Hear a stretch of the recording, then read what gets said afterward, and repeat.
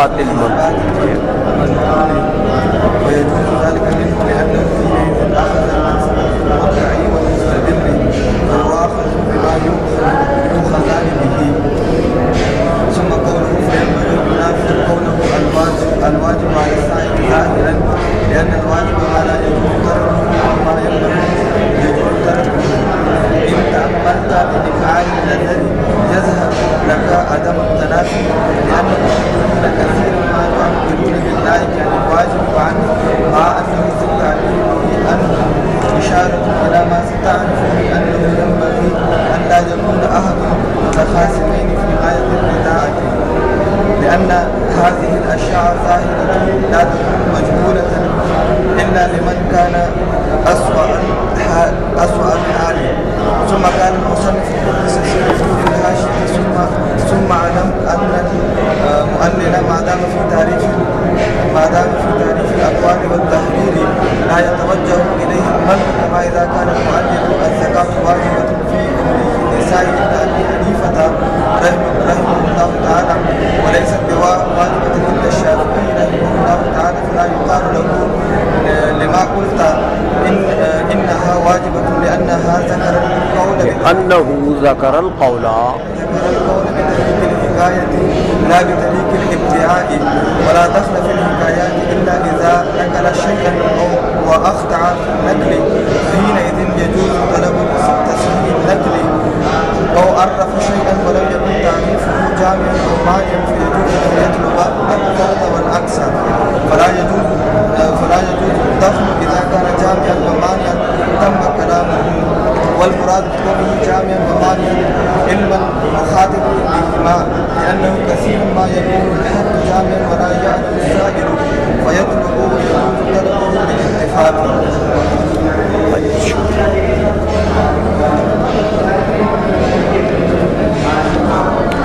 اب یہ انہوں نے پہلے یہ کہا کہ سائل طلب کرے گا للسائل ان یقول من نیت وما الشرط وما الوضوء، یہ طلب کرے گا نا. تو فرماتے میاں سائل کے اوپر یہ طلب واجب ہے، لیکن کب واجب ہے؟ اگر یہ چیزیں اس کو معلوم نہ ہو، وہ نہیں جانتا کہ وضو کیا چیز ہے تو پھر طلب کرنا واجب ہے. وہ نہیں جانتا کہ نیت کیا چیز ہے، شرط کیا چیز ہے تو پھر طلب کرنا. لیکن اگر اس کو پہلے سے علم ہے کہ یار واجب بھی میں جانتا ہوں، فرض بھی جانتا ہوں، شرط بھی جانتا ہوں، وضو بھی جانتا ہوں، نیت بھی جانتا ہوں، سب چیز، تو جانتے ہوئے طلب کرنا مناظرہ ہے.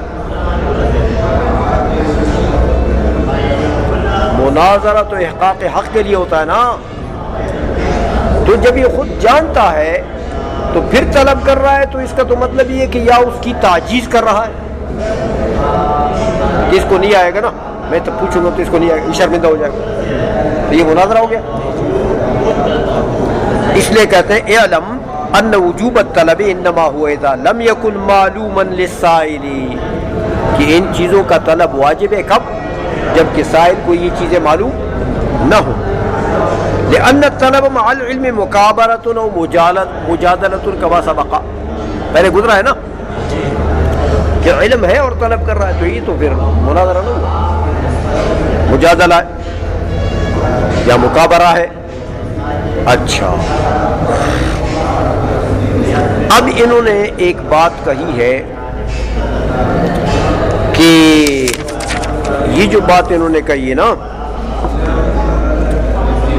کہ الواجب علی السائل ان یطالب اولا ما امکنہ من تعریف مفردات المدعا، یاد ہے کہ سائل کے اوپر واجب ہے کہ وہ طلب کرے اولا، کس چیز کا طلب کرے؟ ما امکنہ، جن جن چیزوں کا طلب اس کے لیے ممکن ہے. پھر آگے من سے اس کا بیان کر دیا، مفردات کی تعریف ہے۔ تو یہ جو ما امکنہ کا لفظ اس نے رکھ دیا یہاں پر، پہلے وقولہ امکنہ اشارۃ الی ان بعض الاشیاء لا یجوز طلبہ من الناقل، کہ میاں سائل کے لیے جو اس نے کہا کہ ما امکنہ، جس چیز کا طلب سائل کے لیے ممکن ہے وہ طلب کرے، تو یہ اس نے اشارہ کیا کس کی طرف، کہ بعض چیزیں ایسی ہوتی ہیں کہ ان کا طلب ناقل سے ممکن نہیں ہوتا، یعنی جائز نہیں ہوتا۔ مثال دیتے ہیں جیسے قد دلیل علی المنقول، کہ ناقل ہے، اس نے ایک دلیل ذکر کی بطور نقل، تو تم کہتے ہیں یار اس پر دلیل دے دو، تو بیچارہ ناقل ہے، اس دلیل کا وہ ناقل ہے، تو دلیل تو منقولات کے قبیلے میں سے، تو جب منقول ہے وہ نقل کر رہا ہے دوسرے سے، تو اس کے اوپر اس کا اس بات فرض ہے، واجب ہے۔ یا او علی مقدمۃ من مقدمات الدلیل الذی نقلہ معہ، یا مقدمات دلیل میں سے کسی مقدمہ پر آپ دلیل مانگیں اس سے، اور دلیل سارا منقول ہے، تو یہ سائل کے لیے جائز ہے۔ ہاں ایک بات ہے کہ جب تک وہ نقل کر رہا ہے تو یہ چیزیں طلب کرنا اس سے جائز نہیں، کیونکہ وہ ناقل ہے۔ لیکن وَأَمَّا إِذَا تَصَدَّى لِإِثْبَاتِ الْمَنْقُولِ، ہاں اگر اس نے اپنے آپ کو درپے کر دیا کس کے، منقول دلیل کے اس بات کے لیے، تو میاں پھر تو یہ غاصب ہو گیا، اس نے تو مدعی کے منصب کو پر بیٹھ گیا، مدعی کے منصب پر۔ اب ٹھیک ہے، اب پکڑو اس کو، دلیل طلب کرو اس کو، سنائیے، اس لیے کہتے ہیں فَيَجُوزُ ذَلِكَ مِنْهُ، پھر اس سے دلیل طلب کرنا بھی ٹھیک ہے، اور مقدمہ پر منع بھی صحیح ہے، اور دلیل طلب کرنا بھی صحیح ہے، لأنه حينئذ أخذ منصب المدعی والمستدل، کیونکہ اب تو اس نے مدعی کا منصب لے لیا، مستدل کا، فَيُؤَاخَذُ بِمَا يُؤَاخَذَانِ بِهِ، لہذا مستدل اور مدعی کا جن جن چیزوں سے مواخذہ ہو سکتا ہے، اس کا بھی ان چیزوں سے مواخذہ ہوگا۔ آئی سمجھ؟ اچھا، اب کہتے ہیں ایک بات یہ جو کر رہے نا، یہ پہلے اس نے کہا فیما نقل عنہ، مصنف نے نا، ثم قال المصنف فیما نقل عنہ اعلم ان الواجب علی السائل ان یطالب، تو یہاں منہیہ میں کیا کہا کہ سائل پر واجب ہے کہ وہ طلب کرے۔ اچھا آگے جا کر دیکھو کیا کہہ رہے کہ زد المعلل ان النیۃ لیست بشرط فی الوضوء فینبغی للسائل ان یقول من نیت، فینبغی، تو یہاں کیا کہا کہ سائل کے لیے ینبغی، پہلے کیا کہا تھا کہ سائل کے لیے یجب الواجب علی السائل، تو یار وہی سوال جو سائل کر رہا ہے اسی ایک سوال کو کبھی ینبغی کہہ رہا ہے کبھی واجب کہہ رہا، حالانکہ ینبغی کا معنی الگ ہے، واجب کا معنی الگ ہے۔ اس لیے کہتے ہیں کہ میاں ثم قولہ فینبغی، یہ ینافی قولہ الواجب علی السائل، یہ اس کا منافی ظاہراً، کیوں کہ لأن الواجب ما لا يجوز ترکہ وما ينبغی یجوز ترکہ، واجب تو جائز الترک نہیں ہوتا، اور ینبغی تو ہاں جائز الترک ہوتا، تو دونوں میں تو فرق ہے۔ لیکن کہتے ہیں یہ ظاہری نظر میں اگر آپ دیکھیں گے تو یہ سوال ہوگا، لیکن کہتے ہیں وَإِن تَأَمَّلْتَ بِإِمْعَانِ النَّظَرِ، اگر آپ نے ڈونگی نظر کے ساتھ، گہری نظر کے ساتھ تأمل کیا، تو پھر یظہر لک عدم التنافی، پھر تمہیں پتہ لگ جائے گا کہ ینبغی اور یجب کے درمیان میں تنافی نہیں ہے۔ وہ کیسے؟ کہتے ہیں میاں لأن المحققین کثیرا ما یعبرون باللائق عن الواجب، کہ محققین علماء کثیر مرتبہ ایسا کرتے ہیں کہ واجب سے تعبیر کرتے ہیں، کس سے؟ لائق کے لفظ ہے، یعنی ینبغی کے لفظ۔ تو ینبغی بمعنی یجب، شامی نے بھی یہ لکھا ہے کہ ینبغی بمعنی یجب، یہ علماء کے کلام میں معروف بات ہے، سمجھائیے۔ تو اس لیے ینبغی کا اطلاق یجب پر ہوتا ہے نا، تو الواجب پہلے کہہ دیا تو یہاں ینبغی کہہ دے تو ینبغی بمعنی یجب، کوئی فرق نہیں۔ آئسوں میں ایک مع انہ فی التعبیر بہ عنہ اشارۃ الی ما ستعرف، کہتے ہیں یہ ینبغی کا جو لفظ یجب کے لیے بولا ہے نا، یجب کا لفظ نہیں بولا، کیا بولا؟ ینبغی۔ کہتے ہیں اس میں ایک باریک اشارہ کر گیا، ماتن صحیح سند ایک باریک اشارہ کر گیا کہ میاں ینبغی للسائل، سائل کے لائق ہے کہ وہ سوال کرے، سائل کے لائق۔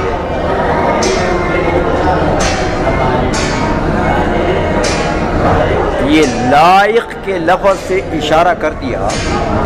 کہ میاں دونوں مناظرین،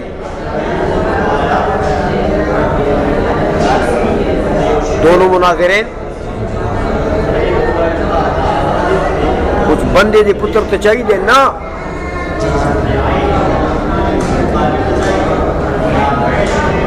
سمجھ آ گئی نا بھائی یہ بات کہ نیت کیا چیز ہے؟ آیا مناظرے کے لیے جانتا نیت بھی نہیں ہے، یہ بندے نے پترے، سمجھائیے نا۔ اب اس کے اوپر واجب کر دیتے ہیں آپ کہ بھائی یجب ان یسأل عنہ من نیتو، تو جو یہ سوال کرتا ہے اس کا تو مطلب ہے کہ نیت کا اس کو پتہ نہیں ہے نا، تو یہ مناظرے آیا مناظرے کے لیے جانتا نیت بھی نہیں ہے۔ اچھا اور یجب علیہ ان یسأل عنہ، ما الشرط، مناظرے کے لیے شرط نہیں جانتا کہ شرط کیا چیز ہے، یہ بندے نے پتر ہے، سمجھائی نا۔ اچھا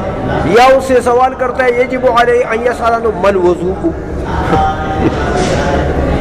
کہ آیا مناظرے کے لیے تو وضو بھی نہیں جانتا، وضو کیا چیز ہے، تو اس نے یجب نہیں کہا، ینبغی کہہ دی کہ یار اپنے کو دیکھو ذرا کہ میں کس منصب پر بیٹھا ہوں، آیا میرے لیے یہ سوال لائق ہے؟ میں مناظرے کے لیے آیا ہوں تو دوسرے سے نیت پوچھ رہا ہوں کہ نیت کیا چیز ہوتی ہے، تو پھر جا کر لو خلاصہ پڑھ لو۔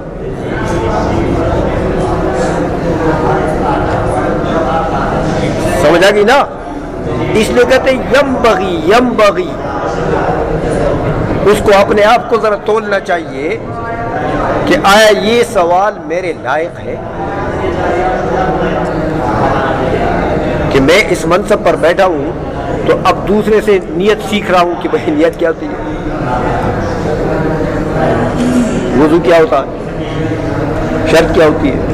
اس لیے کہتے ہیں یہ ینبغی کے لفظ سے ماتن نے اشارہ کر دیا اس طرح کہ بھئی مناظرے کے لیے آئے ہو تو ذرا تولو اپنے آپ کو۔ دیکھا ما ستعرف من انه ينبغي الا يكون احد المتخاصمين في غاية الرداءة، ہاں کہ لائق یہ کہ احد المتخاصمین تو بالکل ردی آدمی نہ ہونے، بندے نے پتر ہی نہیں ہے، وہ آیا مناظرے کے لیے بالکل ردی ٹوکری کا آدمی ہے، تو آیا مناظرے کے لیے، وہ جدا لیے، تمہارا جھگڑا سیکھا ہے، باقی کچھ آتا جاتا ہے نہیں. سنائیے، اس لیے کہتے ہیں عہد المتخاصمین کو ایسا نہیں ہونا چاہیے کہ وہ بالکل ردی ٹوکری کا لائق ہو، ردی آدمی ہو. لأن هذه الاشیاء ظاہرۃ، کیونکہ یہ نیت، شرط، وضو، یہ تو بالکل ظاہر ہے. لا تکون مجہولۃ الا لمن کان اسوأ الحال، یہ مجہول نہ ہوں گی مگر کس کو؟ جو علم میں بڑا اسوأ الحال ہے، بڑا گیا گزرا تھا، جس نے خلاصہ بھی نہیں پڑھا. تو اب وہ اس نے ترتور زیادہ یاد کی ہے نا، تو مناظرے کے لیے آ گیا. چالاکی اس نے زیادہ یاد کی ہے نا، تو ترتور سے تو مناظرے نہیں ہوتے، وہ تو علم سے ہوتے. سمجھ میں آ گئی ہے؟ اچھا، اب کہتے ہیں بھائی منہیہ، یہاں پر ماتن نے ایک اور لکھا ہے، ثم قال المصنف قدس سرہ فی الحاشیۃ، ہاں اس میں انہوں نے فرمایا کہ ثم علم ان المعلل ما دام فی تعریف الاقوال والتحریر لا يتوجہ علیہ المنع، کہ آداب مناظرہ میں سے یہ بھی ہے کہ یہ بات یاد رکھو کہ معلل یعنی دعوے پر دلیل دینے والا، جب تک وہ اقوال کی تعریف میں مصروف ہے کہ مثلا یہ امام اعظم کا قول ہے یا یہ امام شافعی کا قول ہے، ہاں، وہ تحریری، یا وہ مدعا کی صفائی میں مصروف ہے، مدعا کی اصلاح میں وہ مصروف ہے، حشو و زوائد کو مدعا سے ہٹا رہا ہے، تو وہ اپنے مدعا کو صاف کرنے میں مشغول ہے، یا وہ مدعا کے مقدمات کی ترتیب میں مشغول ہے، یا اقوال اختلافیہ، مسئلہ اختلافی ہے تو اقوال اختلافیہ کے قائلین کے بیان میں مصروف ہے، تو تم اس کو کہو میاں یہ تم نے کیا کہا کہ نیت واجب ہے یا نیت واجب، نیت شرط نہیں ہے، یہ تم نے کیا کہا؟ کہتے یہ بے محل بات ہے، یہ آداب مناظرہ کے خلاف ہے، اس کو فارغ ہونے دیں، مدعا کی اصلاح سے، اقوال کی تحریر سے اس کو فارغ ہونے دیں. جب وہ فارغ ہو جائے پھر سوال کرو جو کچھ ہے. تو درمیان میں ایسا چھلانگ لگانا یہ مناسب آداب کے خلاف بات ہے. اس لیے ثم علم ان المعلل ما دام فی تعریف الاقوال، جب تک وہ مصروف ہے اقوال کی تعریف میں یا تحریر مدعا میں یا تحریر دلائل میں، تو لا یتوجہ علیہ المنع، اس کے اوپر منع متوجہ نہیں ہوگا اس وقت. کما اذا قال المعلل، جیسے معلل نے کہا کہ الزکاۃ واجبۃ فی حلی النساء عند ابی حنیفہ رحمہ اللہ ولیست بواجبۃ عند الشافعی رحمہ اللہ تعالی، وہ لگا ہوا ہے عند الشافعی عند ابی حنیفہ، یہ اقوال کی صفائی کر رہا ہے، تو تم اس کو کہو فلا یقال له لما قلت انها واجبۃ. ابھی وہ بیچارہ اپنے مدعا میں مصروف ہے، اقوال کے بیان میں مصروف ہے، تو تم اس کو لما قلت انها واجبۃ.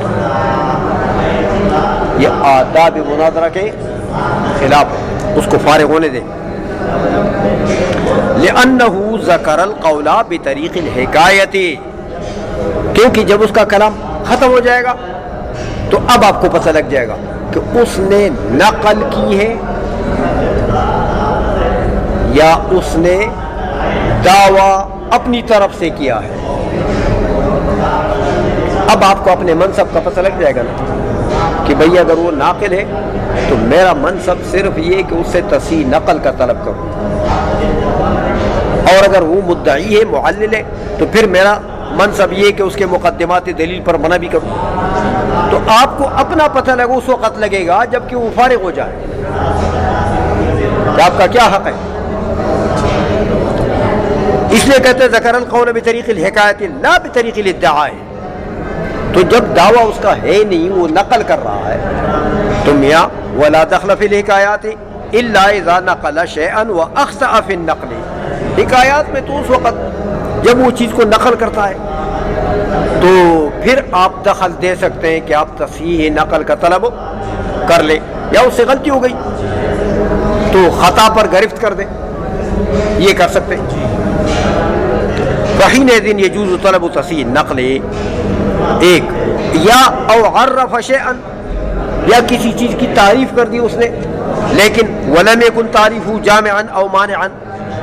اس کی تعریف جو ہے وہ اس میں نقصان ہے، وہ تعریف جامع مانی نہیں ہے، تو پھر تم کر سکتے ہو، سمجھائیے۔ فیجوز ان یطلب الطرد والعکس، پھر تو ٹھیک ہے، لیکن میاں ابھی تک وہ بیچارہ فارغ ہی نہیں ہے اپنے مدعا سے، تو تم نے اس کو لیما شروع کر دیا، تو یہ دخل در معقولات ہیں۔ ہاں، ایسی چیزوں میں مداخلت نہیں کرنی چاہیے، اس کو فارغ ہونے دیں۔ اس لیے کہتے ہیں میاں